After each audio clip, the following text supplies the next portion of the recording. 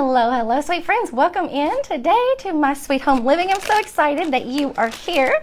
I have a fun project, of course, today. Well, wouldn't we?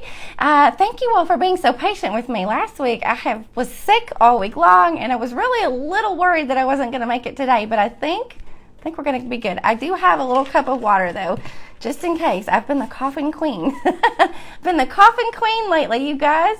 Come on in and tell me hello so I can see who's here today. Hello, Miss Debbie and Ann. Thank you for hopping on. You're my first two people that I'm seeing. I have something that you all have been asking about. Several of you have been messaging me, asking me, or some of you have dropped them in the comments and letting me know, how do you make those? Today, we are making some faux pantry tarts. Yay, the day is here. I know several of you will be excited about this. You've been seeing me use my faux pantry tarts in lots of my projects. And let me grab them because I set them over here on the side table, and I want to show you the ones that I already kind of have made up. The ones that I use most frequently, anyway, in all of my projects. So you kind of see me using them, tucking them in little cubbies when I'm staging different vignettes and things. These are the ones that I have made, probably the most recent, but these are probably a year or two. Actually, I know they're older than a year old. They're probably 2 years old, honestly. But you can see the bottoms are a little darker than the tops. And so I'm going to show you how to make these today. They're so easy. And then I'm going to show you if you have some that you've made in the past or after you make these and they've dried out, they've kind of lost their touch or their scent, I'm going to show you how to recondition them. These are great little tools and little props that you can use in your primitive home decor. So hop on in here, tell me hello. Can't wait to see who's here. It's been a long time since I've been live. It's been over a week, you guys. It's been over a week. But thank you all for being patient with me as I've tried to recuperate. I had a nasty cold, you guys. All right, so hop on in here. Let's make some primitive pantry tarts. I don't know if I'm seeing comments. Oh, it doesn't look like I'm going to see comments today. I know there have been some glitches going on, and I don't know if I'm going to be able to see you guys. Oh, there's one that popped up.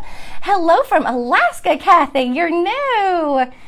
Michelle from Crafty Service. Oh, well, thank you. Thank you, Michelle, for also sending over some friends. I appreciate you. And welcome to you. My name is Tracy Campbell, and this is my page, My Sweet Home Living. I'm so excited to have you here. I love all things primitive, rustic, vintage style. That's kind of my taste. And so a lot of the projects that I will show you, you can kind of revamp them and make them your own style with a few little tweaks and changes. So hop on in here. Let's have a fun little segment here. This is a 45-minute segment. We are also broadcasting over into the Craft Round the Clock group on Facebook. If you're not familiar with that group, let me know below, and I'll be happy to send you the link where you can come on over. We have live crafting Monday through Friday, early morning till late at night. And then we do have some schedules on the weekends occasionally. So if you haven't met us over there in that group, you are missing a real treat. Thank you, Miss Brooklyn. How are you, sweet friend? All right, so let's just hop to it. We're making faux pantry tarts today, you guys. Faux pantry tarts. And a lot of the things that we're going to be using are straight from your kitchen. Surprise, surprise. Of course, these are not going to be edible. They will look and smell very edible, but they're not going to be edible. They're going to be something that you're going to use for your primitive decor. So my comments have stopped again. I'm just going to have to swipe over and swipe back, and sometimes it kind of activates them back up again. Sometimes. We are going to pull out the good coffee grunge today. Yay! We're going to use a little bit of that today as well. Not in the first step of things, but more so in the reconditioning process of things. So you'll see me pull that out too. Good morning, or not good morning. Oh my goodness, where am I? I've been busy all day. It's not morning.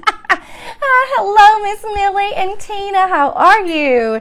I know I've been sick, you guys. I still kind of have a little bit of the nasally sound, but I'm feeling so much better. So much better. And I'm going to have to call for backup. Hey, Sawyer, I need your help real quick. I forgot a super important ingredient. We need flour. All right, so before we hop to the flour, let's just hop into the coffee grounds. There's a bag of flour right over there on that table. It might be in, yeah, just bring it all to me. Thank you. Thank you.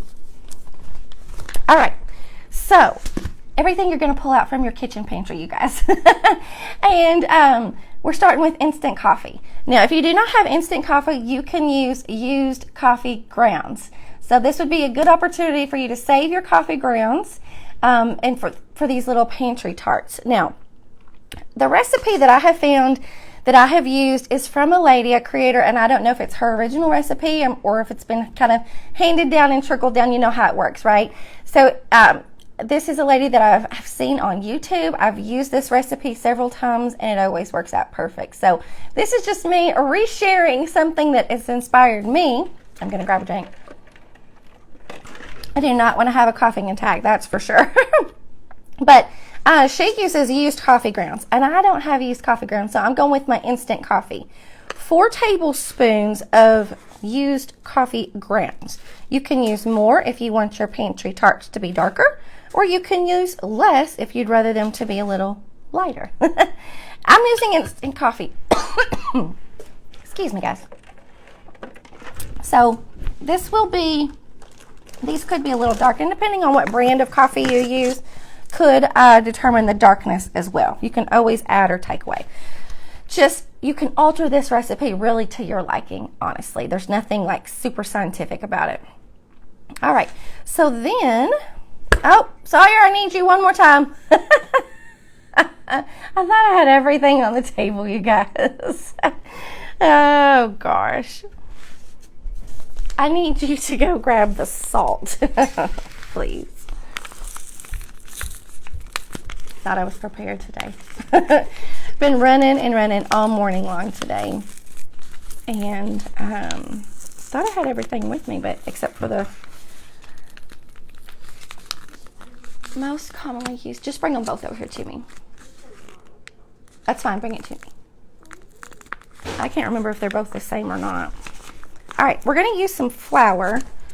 I need 2 cups of flour. Basically, this is very similar to a salt dough mixture in a sense.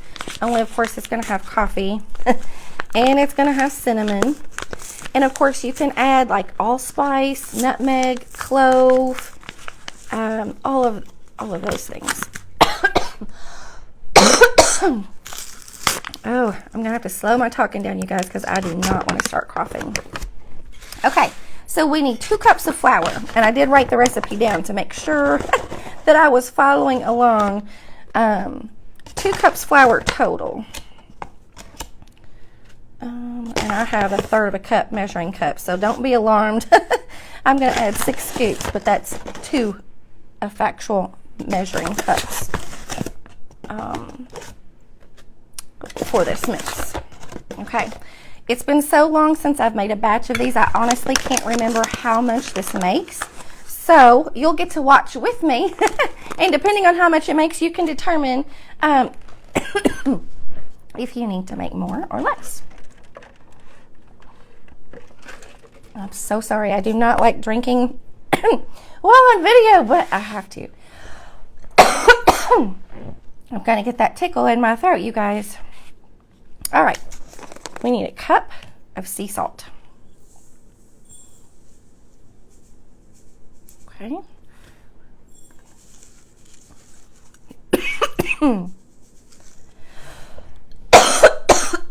This might be a real quick live, you guys. Hopefully this coughing attack leaves me quickly. All right. My salt was a little clumped up. All right, that's 1 cup total of sea salt. Oh my gracious. Okay. Now we're going to need 3 tablespoons of cinnamon.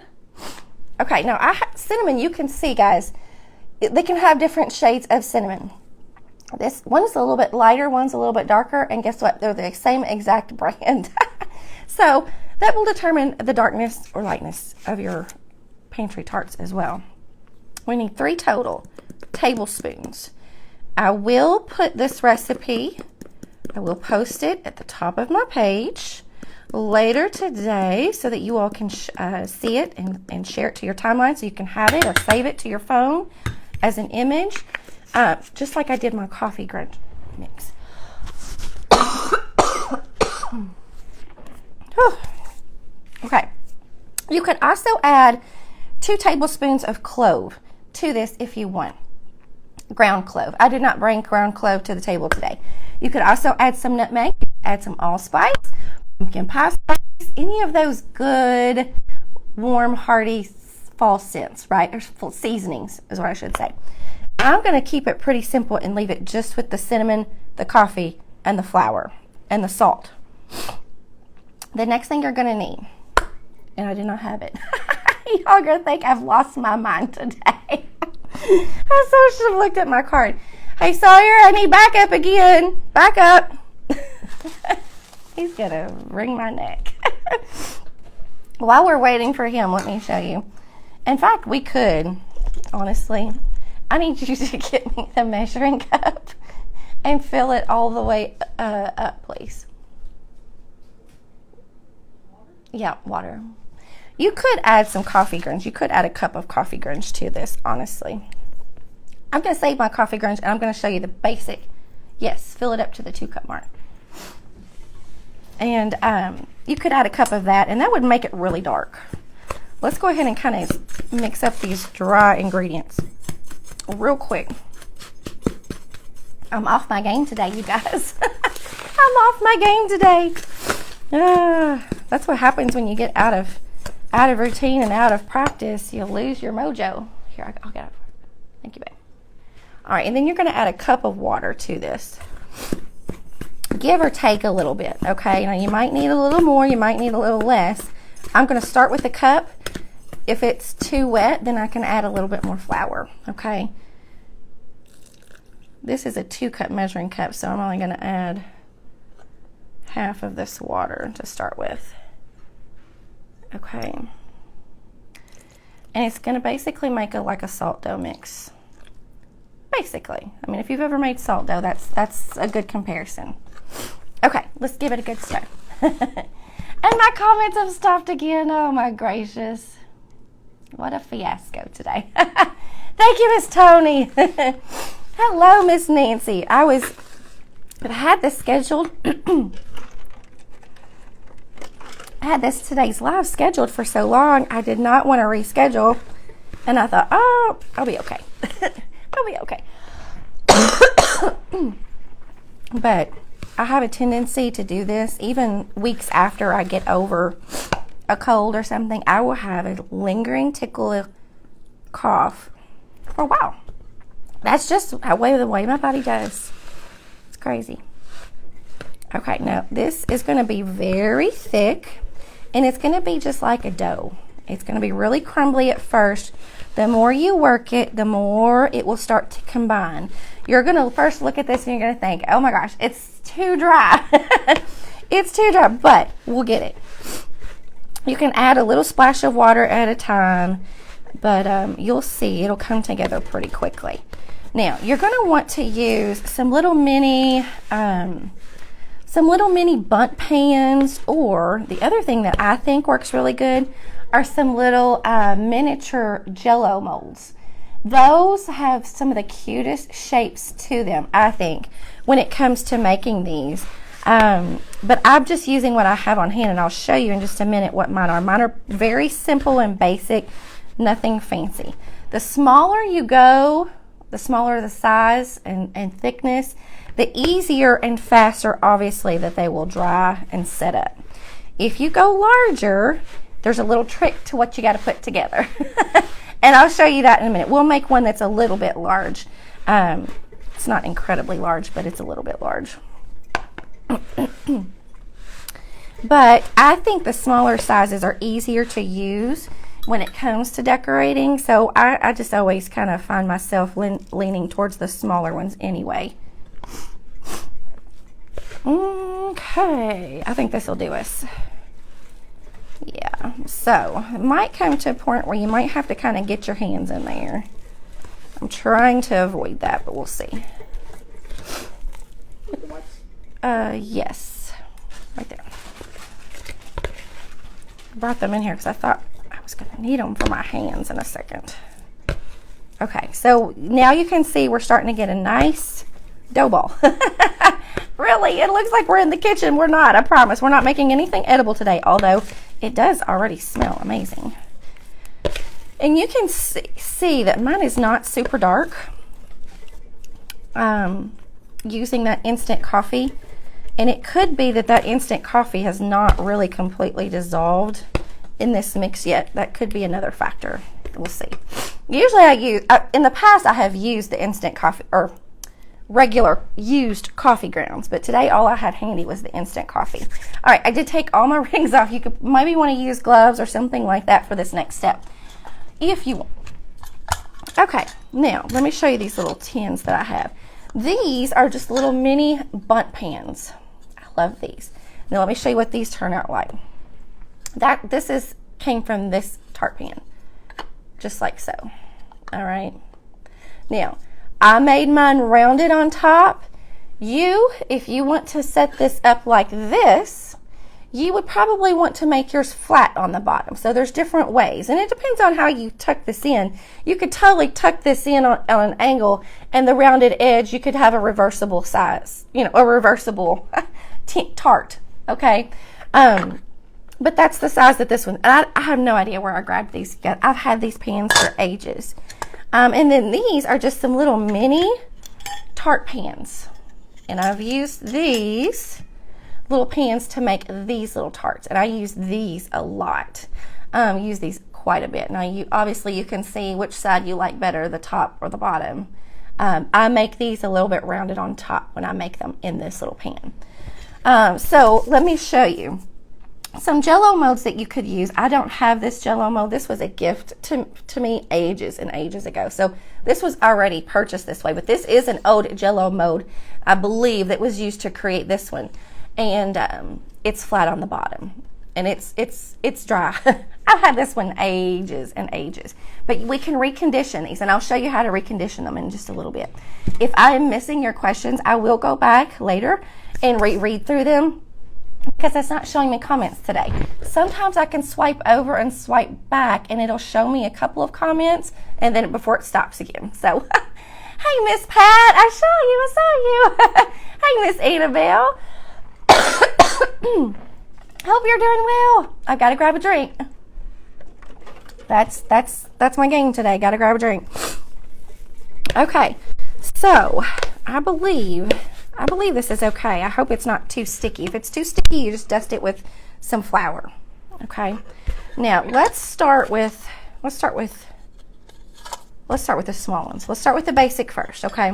And then I'll show you what to do with the little bit bigger ones. Now you should spray them with a tiny bit of cooking spray. Okay. Doesn't have to be a lot, just enough to just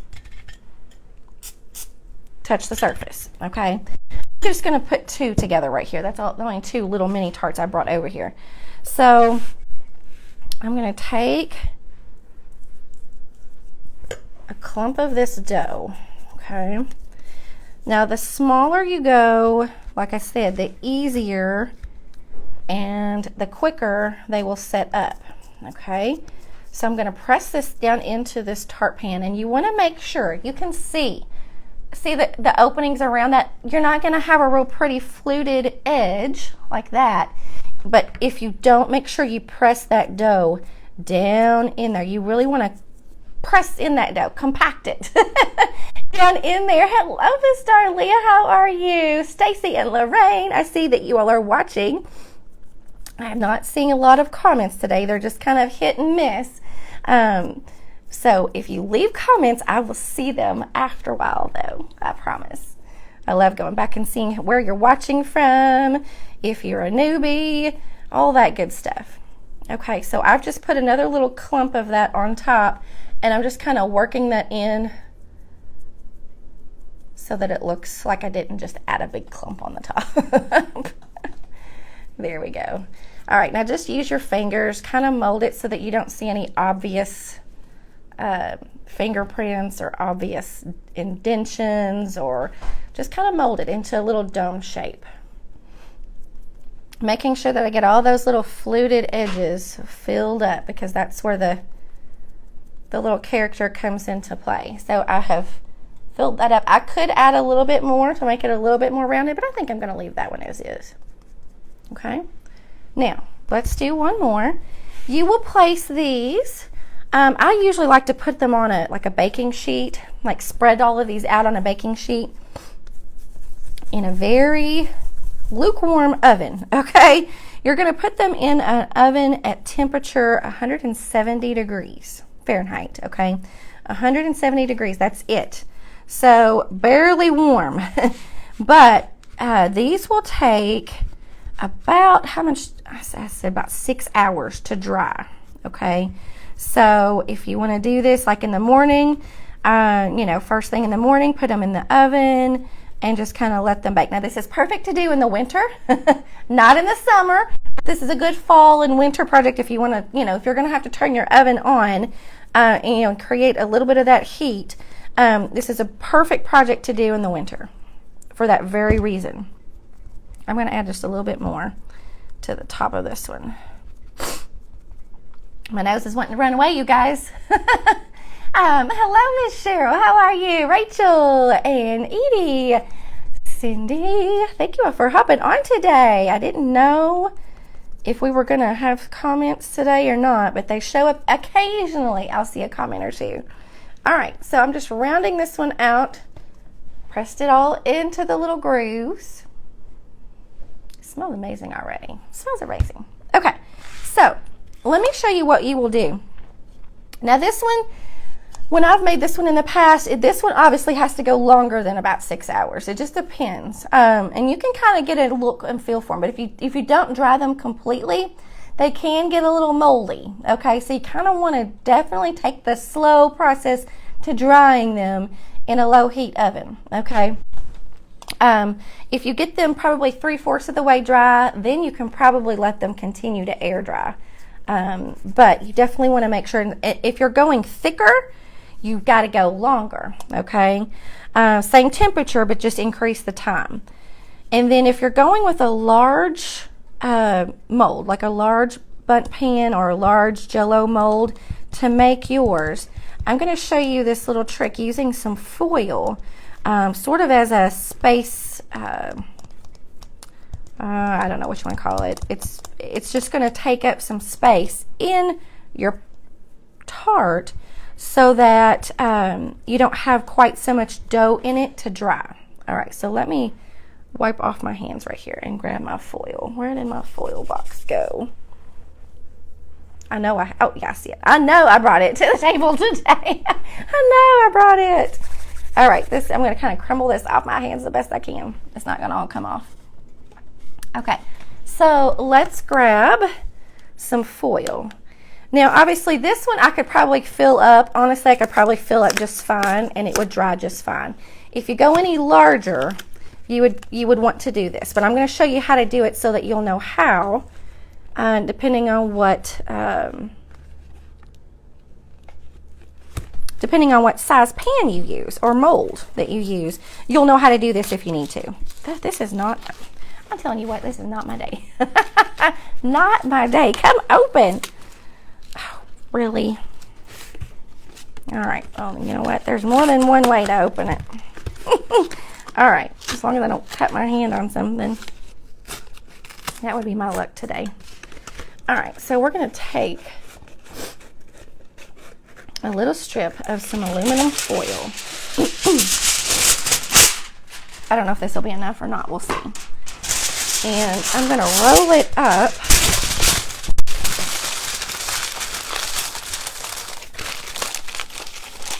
Yeah, let's see. I'll wad it up sort of in a flat shape, if that makes sense. Okay, so like so. All right, I've kind of made a rosette out of foil. It's got some thickness to it. So that's going to take the place of some of my hollow area in the center so that I don't have so much dough in the center, and that will also help it dry a little more efficiently without having so much dough compact in the middle. If it's really thick, it's not going to dry as efficiently. Okay, so putting that foil in the middle will also help your dough mixture go a little bit farther, but it also helps in the drying process of larger pieces. The only trick to this is you want to make sure that that foil is hidden. So all the way around the edges, you want to make sure that you press some of this dough right down in there so that it basically is a little blanket for your foil. So then we're just going to cover up the top, and just like we did with the others, just finish it off. Now, like I said, you will want to make sure that this is flat if you want to if you want to use it like this. Depending on how, what shape your pan is, you might be just fine with it like this. Okay, I left this one rounded and domed on top. Otherwise, it would be straight on the bottom. But if you want to create one that looks like this, you'll want to make sure that the bottom is completely flat. Okay. Now, I don't think mine is going to be completely flat, but I want to make sure that it's pressed down in there really good around that foil. So I'm going to press really good so that it makes sure that it gets all the way around the edges of that foil that we put down in the center. Okay. Let's flatten it out the best we can, just like so. All right, that's pretty flat. If you start to see as it's drying in the oven, if it starts to rise a little bit early on, if you check it, take a flat spatula, like a metal spatula, and scrape off that top, scrape it off, flatten it back out. You might have to do that a couple of times if it starts to rise. Sometimes they do, sometimes they don't. Sometimes I think it depends on which type of flour you use, honestly. Okay, so you're going to put those in 170 degree oven for about 6 to 8 hours, depending on size. Obviously, the bigger, the thicker your pies or your tarts are, the longer it will take. Okay, you just want to keep an eye on them. Now, every hour you want to check on them, especially your large ones. Every hour you will want to take this out. Most of the time, after an hour, it will pop out. So you can just pop it out, respray your pan, dust it a little bit with some cinnamon, and place it right back in there. I know that sounds weird. If it doesn't come out in an hour, wait an hour and a half or 2 hours and check it. Pop it over, let that tart fall out. It's still going to be damp and doughy, just enough to spray your pan, dust it with some cinnamon, and then plop it back in there and put it right back in the oven for another hour or so. Okay, you're going to repeat that process about every hour and a half, especially for your bigger pieces. Now, if you're making some little mini ones, you can get away without having to do that. Okay, so the more you dust them, though, you can see the darker that they will get with the cinnamon. The nutmeg, allspice, clove, ground clove, if you want to do that. Any of those spices will work. It doesn't have to be cinnamon per se. Okay, so let me show you real quick what you can do to refresh some of these. Okay, so if you have some that you have used for quite a while, like mine, so the bottom you can see, they're not quite as light, but the tops are super light. If you want to refresh them, you've got a couple of options. You can use your coffee grunge. You can use your coffee grunge and just dab them. Okay, I shook mine up a little too much. It's a little foamy at the top. Okay, so just dust it with a little bit of that coffee grunge.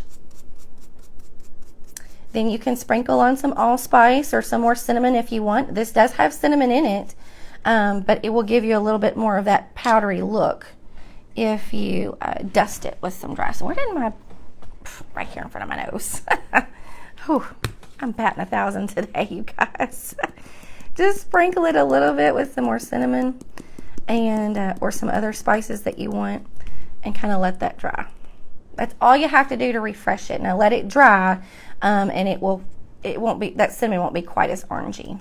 Okay. But you've got that vanilla in your coffee grunge mix. If you want the coffee grunge mix recipe, it is pinned at the top of my Facebook page so that you can see how to make that. And I store it in a reusable jar. It's an old spaghetti sauce jar. Then I just store it in my refrigerator. I pull it out and warm it up in the microwave when I'm ready to use it. Just enough to knock the chill off. I think it helps, that warmth kind of heats that heat to it kind of helps the cinnamon and the vanilla kind of absorb into your projects a little better, I think. Now I'm refreshing the top and the bottom on this one. I didn't do that on the first one. Now, ooh, I went a little heavy. Okay. All right, I soaked that one pretty good. I may have soaked it a little bit too much, but it will soak in. It's just gonna have to give it a little bit of time because they are so dry. It'll usually soak it up pretty good. You just got to give it a second to kind of break into the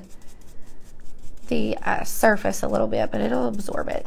And I love seeing those cracks on that. That makes it look like it's a, you know, a real deal thing, I think, honestly. Now the bottom one of this one is not too bad, but I'm gonna go ahead and refurbish all of these, refresh them, and then dust them with a little bit of cinnamon if you want. Okay, I wish I had brought some of my ground cloves over. I wanted to kind of experiment with that. I've never used ground cloves when it comes to this, but I've heard of many other crafters and creators that do. A lot of primitive style decorating, they will use the cloves. Okay, just gonna dust it up. All right, now honestly I would let these dry a little bit, and I didn't bring my paper towels over here with me, but we're good. All right, let me grab, where did it go? I'm gonna grab, hold on just a second. I'm gonna grab some wet wipes. Somebody came in here and grabbed my wet wipe bag and didn't put it close enough to me. My go-go gadget arms. Okay, I knew this was gonna be a mess. Okay, let's get this cleaned off, and then I'm gonna show you how I'm gonna use it to style these real quick before we are finished today. And I found, let me show you real quick. I'm probably not gonna use this right now, but I might later. I found the cutest. Now, if you all saw my faux cinnamon roll video, it's been 2 weeks ago, I think. You saw me use a little cast iron dish that came from the Dollar General, you guys. It's the cutest thing ever. Well, I stopped at another one of my local dollar stores today while I was out, and they had some different little cast iron dishes, and I thought these would be so cute. These little cast iron dishes like this. What I did with my cinnamon roll, and I should have brought it over here to show you guys, I took my coffee grunge mix and I just coated the whole thing with that coffee grunge mix, and that kind of toned down the new look on it, and then of course it also gives it that wonderful smell. So I did that. So if you don't have something that I'm going to show you here in a second how I'm going to style this would be a cute idea. You could take these little mini tarts and pop them in here with a little bit of moss or rose hips. We're going to use those in a minute. Something like that. You can stage them up like this. Now, if you have a really big one, how cute would this be? I like to take cheesecloth on these. Let me show you. I already kind of had that. I didn't refresh this one, you guys. I needed to do this one. I can refresh it later off of camera. But take a little piece of cheesecloth and wrap it around the top. Let me grab the other one. Hold on. And you could do the same thing. I like to crisscross it. That way, if you're looking at it from any angle, you kind of see the little cheesecloth. I think is cute. All right, so you could add a little hang tag if you wanted to. You could add a little stick of cinnamon. But you could put it, look at that. Is that not cute? Now this little pan you can tell is really new, but I would take my coffee grunge mix. This brush is almost dry. Coffee grunge mix and give this a couple of coats, and it'll kind of tone it down a little bit. You can see already a little bit of the difference. The newness and then the one that we've added the coffee grunge to. It'll kind of tone it down if you give it a couple coats of that, okay? Now that is so cute. You could add a few rose hips to that around the edge. Let me show you. I grabbed these rose hips on, where did I get these? Amazon, I believe. And they smell amazing. Should have brought my scissors over. But they are, I'll give you a close-up of these in just a minute. These are scented with cinnamon oil, I believe. Holy smokes. Okay, so this is the Candle Barn. They're called Cinnamon Rose Hips. The old Candle Barn is the brand. Let me get you a real good close-up. There you go. Right there. Cinnamon Rose Hips. I grabbed those on Amazon. Smell. Just take a look at those. Aren't those cool?